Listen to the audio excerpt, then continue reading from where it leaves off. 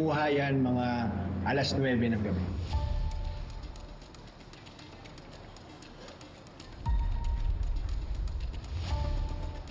Hindi naman kita yung mukha eh. Hindi enough to para huliin o questionin natin si Sugar. Partner! Chill ka lang. Masyado mo kina-underestimate eh. Sinunod ko yung kutob ko. May hinanap akong CCTV. Eto, may mukha na. Buha to sa labas ng bahay ni Liv Baltazar.